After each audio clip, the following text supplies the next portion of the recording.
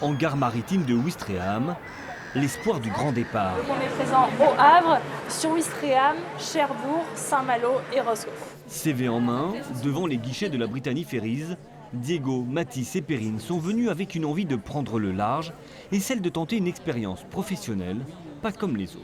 Ce qui m'intéresse surtout, c'est voyager. En fait, c'est le fait de bouger, le fait de découvrir quelque chose d'autre. En fait. Voyager sur un bateau, le confort de travail, ce genre de choses.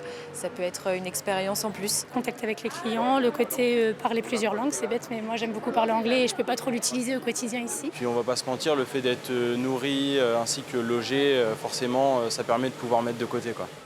Car pour faire tourner ces navires, tous les ans, la compagnie maritime bretonne connaît un important besoin de recrutement avec l'arrivée du printemps et de son pic d'activité. Steward, aide cuisine, matelot, agent d'escale, au total 660 postes sont à pourvoir pour quelques 3000 salariés en haute saison. Une campagne de recrutement que l'entreprise a choisi cette année de mener directement dans les ports, au plus près des postulants. Des fois, les candidats, quand ils arrivent, ne savent pas forcément ce qu'ils recherchent. Ils viennent un peu juste pour prendre des informations.